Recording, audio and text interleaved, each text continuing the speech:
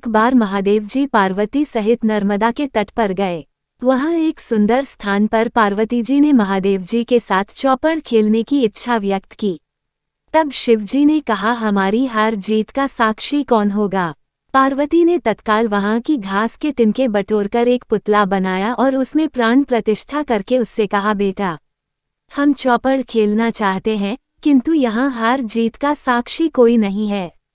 अतः खेल के अंत में तुम हमारी हार जीत के साक्षी होकर बताना कि हम में से कौन जीता, कौन हारा।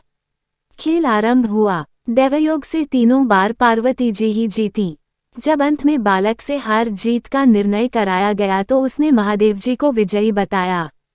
परिणामतः पार्वती जी ने क्रुद्ध होकर उसे एक पांव से लंगड़ा होने और वहां के कीचड़ में पड़ा रहकर दुख भोगने का शाप दे दिया।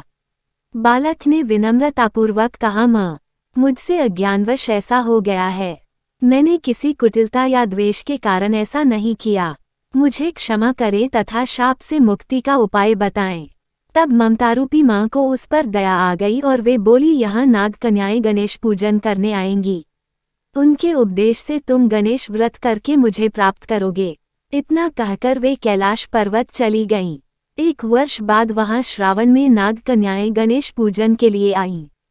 नाग कन्याओं ने गणेश व्रत करके उस बालक को भी व्रत की विधि बताई। तत्पश्चात बालक ने 12 दिन तक श्री गणेश जी का व्रत किया। तब गणेश जी ने उसे दर्शन देकर कहा, मैं तुम्हारे व्रत से प्रसन्न हूँ। मनोवांछित वर मांगो। बालक बोला, भगवान, मेरे पांव में इतनी शक्ति दे दो कि मैं कैलाश पर्वत पर अपने माता पिता के पास पहुँच सकूं और वे मुझ पर प्रसन्न हो जाएं। गणेश जी तथास्तु कहकर अंतर्धान हो गए। बालक भगवान शिव के चरणों में पहुंच गया। शिवजी ने उससे वहां तक पहुंचने के साधन के बारे में पूछा। तब बालक ने सारी कथा शिवजी को सुना दी।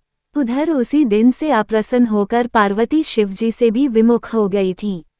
तदुपरांत भगवान शंकर ने भी बालक की तरह 21 दिन पर्यंत श्री गणेश का व्रत किया, जिसके प्रभाव से पार्वती के मन में स्वयं महादेव जी से मिलने की इच्छा जागृत हुई। वे शीघ्र ही कैलाश पर्वत पर आ पहुंची। वहां पहुंचकर पार्वती जी ने शिवजी से पूछा, भगवान, आपने ऐसा कौन सा उपाय किया जिसके फलस्वरूप मैं आपके पास भागी भागी आ गई हूँ।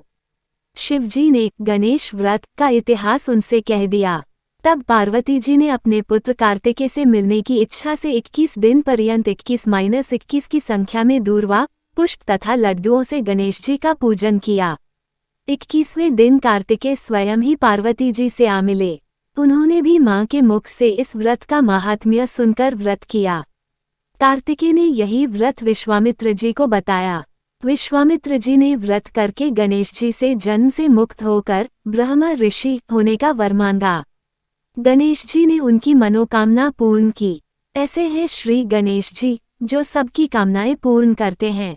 आपको ये कथा अच्छी लगी हो तो वीडियो को लाइक, शेयर और सब्सक्राइब जरूर करो। धन्यवाद।